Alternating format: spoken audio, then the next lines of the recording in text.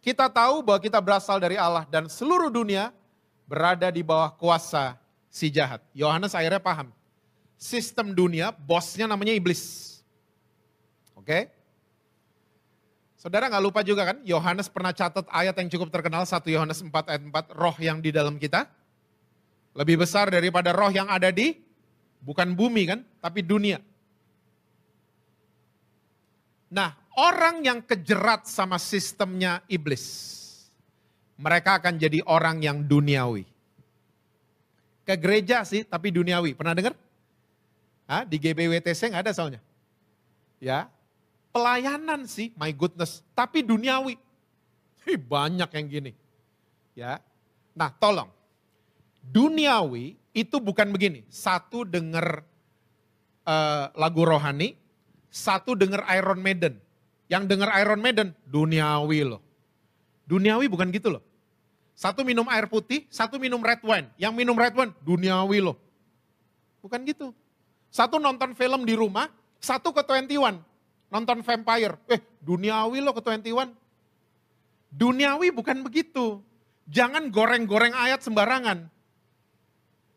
Coba kita lihat penjelasannya Yohanes, duniawi itu apa. Coba mundur ke 1 Yohanes 2, ayat 15, 16, dan 17. Benar gak ya? Ayat 15. Yes. 15 sampai 17. Janganlah kamu mengasihi dunia dan apa yang ada di dalamnya. Jikalau orang mengasihi dunia, maka kasih akan Bapa tidak ada di dalam orang itu. Lanjut. Sebab semua yang ada di dalam dunia, nah ini dia. Ya, yaitu keinginan apa saudara? Daging, terus keinginan mata serta kesombongan, keangkuhan hidup bukanlah berasal dari Bapa melainkan dari dunia. Lanjut. Dan dunia ini sedang lenyap dengan keinginannya, tapi orang yang melakukan kehendak Allah tetap hidup selama-lamanya. Jadi orang yang duniawi ternyata bukan satu dengar lagu gereja, satu dengar Black Sabbath, bukan. Ya. Orang yang duniawi itu tadi, ayat 16. Pengen memenuhi keinginan daging, terus keinginan mata, ujung-ujungnya sombong. Ini dia, be careful. Pelayanan tapi duniawi, banyak. Gereja ini doang yang gak ada.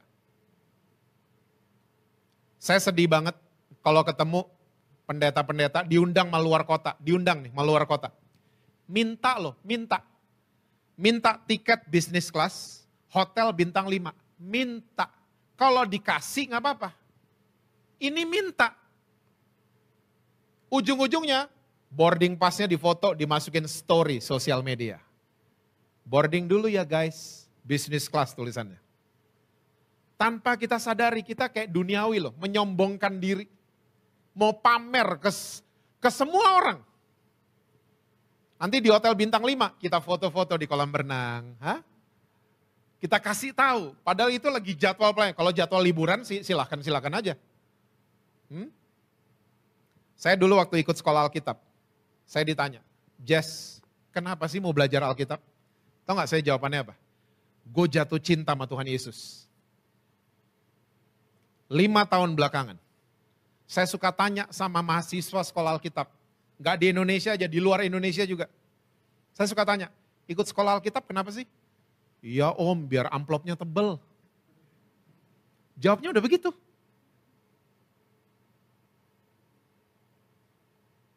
Sekolah Alkitab sih, pelayanan sih, tapi duniawi.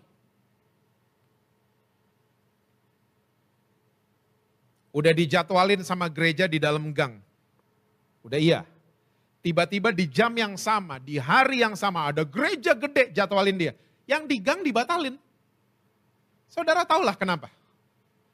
Dan ini menyedihkan, pemandangan-pemandangan menyedihkan. Banyak orang Kristen tanpa kita sadari, udah duniawi kita. Duniawi banget. Saudara mungkin mulai bertanya, jadi saya gak boleh punya tas baru? Boleh. Punya sepeda baru? Boleh. Punya mobil baru? Boleh.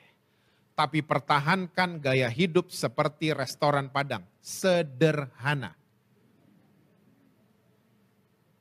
Setuju? Setuju ya? Biasa-biasa aja. Biasa-biasa aja. pakai sosial media untuk bekerja, sama untuk kasih inspirasi untuk orang lain. Bukan impress orang lain. Di restoran mana dikasih tahu, ya. Saya sering lihat ibu-ibu di GBWTC Mangga 2 nggak ada. Pegang tas. Waktu mau difoto, masuk sosial media. Langsung begitu. Di sini nggak ada, makanya saudara agak bingung kayaknya. Mau kasih lihat tasnya tuh apa? Come on lah.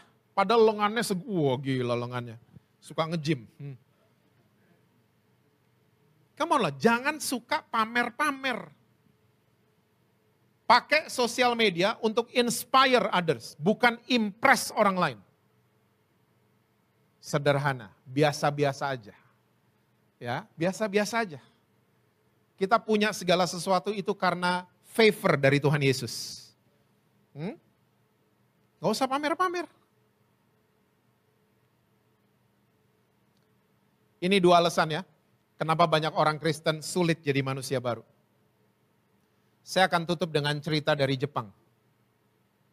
Orang Jepang adalah orang-orang yang kita kenal di planet bumi ini, mereka merajai dunia elektronik dari tahun 70-an.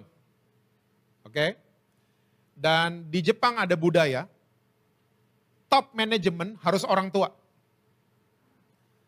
Dan banyak perusahaan-perusahaan di Jepang yang raksasa tadi, Sony, Toshiba, saudara tahu lagi gini, Sharp. Mereka kalau rapat tahunan, mereka naik gunung, mereka bawa perempuan-perempuan yang bukan istri mereka bawa minuman keras. Dan mereka turun gunung dengan strategi yang sama karena mereka merasa mereka rajanya planet bumi ini ya di area elektronik. Mereka strateginya sama. Ya, samain sama tahun lalu, samain sama tahun. Mereka nggak sadar negara tetangga mereka, anak-anak mudanya lagi brainstorming. Dan banyak yang percaya Yesus, nama negaranya Korea Selatan. Singkat cerita, satu hari lahirlah sistem namanya Android.